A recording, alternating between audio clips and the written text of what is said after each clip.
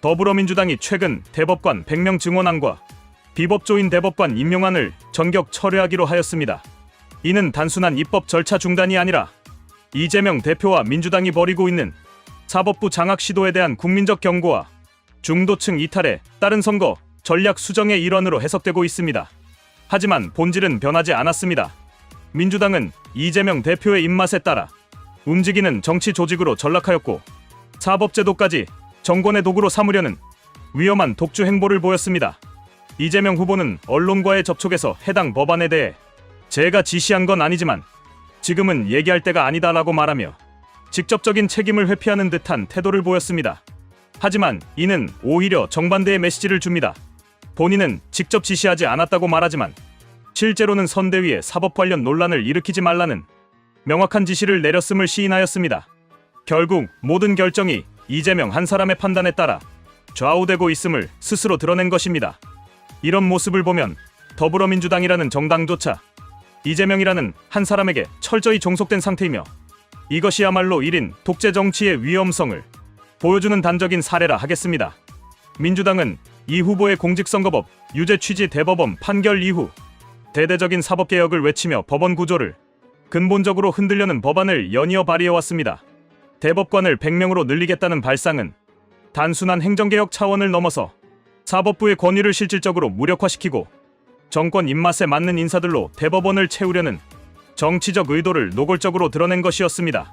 특히 대법관 증원이 대통령의 인사권과 직결되는 사안이라는 점을 고려할 때 이재명 정권이 출범할 경우 이 사안을 다시 꺼내들 가능성은 매우 높다고 할 수 있습니다. 이러한 시도는 명백히 사법부 압박입니다.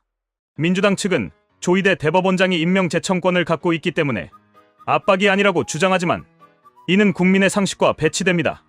대법관 최종 임명권자는 대통령이며 제청은 어디까지나 형식적 절차에 불과하다는 점을 국민은 잘 알고 있습니다. 결국 대법관을 대폭 증원하고 그 인선을 장악하게 되면 대법원 역시 이재명 정부의 정치적 하수인이 될 수 있다는 우려가 제기되는 것입니다.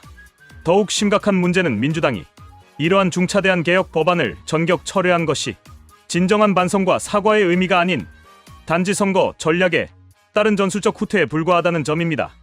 이재명 후보 스스로가 말했듯 검찰개혁과 사법개혁은 중요하긴 한데 지금은 힘을 뺄 상황은 아니다라며 시기를 조정하겠다는 의사를 명확히 한 바 있습니다. 즉, 선거에서 승리한 후 다시 추진하겠다는 속내를 감추지 않고 있는 것입니다. 이런 태도는 오히려 민주주의 질서를 더욱 우롱하는 것이며 국민을 기만하는 정치 행위입니다.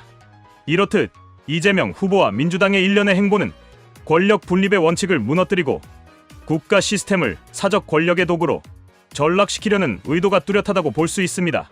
사법개혁이라는 이름 아래 진행되는 이 법안들은 사실상 이재명 지키기와 사법부 무력화라는 정치적 목적을 위한 수단일 뿐입니다. 이런 상황에서 이재명 후보가 대통령이 된다는 것은 곧 권력의 집중과 헌법적 질서의 파괴를 의미하며 대한민국 민주주의의 근간이 심각하게 흔들릴 수 있음을 경고하지 않을 수 없습니다. 이재명 대표는 대장동, 쌍방울, 성남FC, 변호사비 대납 등 수많은 의혹과 재판에 직면해 있는 피고인 신분입니다. 법원의 판단을 받아야 할 사람이 사법제도를 개혁하겠다고 나서는 것 자체가 모순이며 이해 충돌의 극치입니다. 이러한 상황에서 사법제도의 독립성과 중립성을 지켜야 할 정치 세력이 오히려 그 독립성을 해치는 법안을 밀어붙이려 했다는 것은 매우 충격적인 일입니다.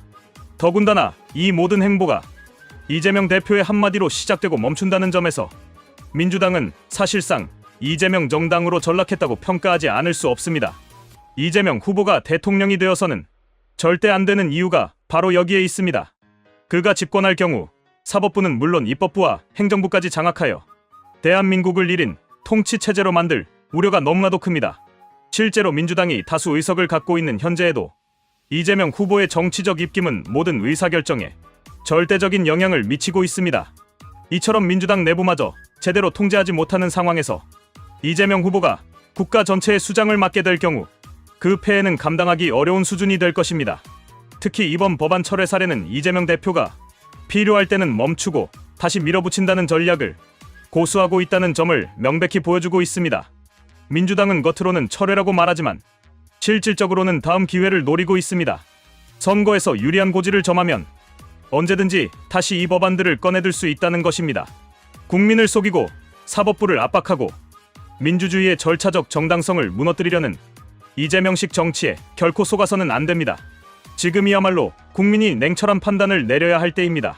정치인의 언행을 감시하고 권력을 견제하는 것이 민주주의의 기본 원칙입니다.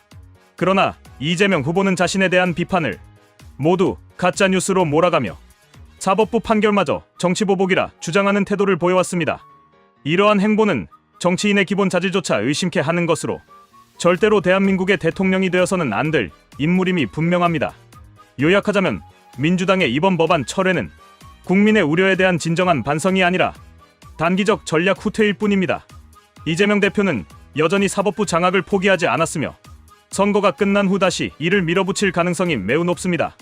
이러한 상황에서 국민은 더 이상 속지 않아야 하며 권력 독점을 꿈꾸는 이재명식 정치를 반드시 저지해야 합니다.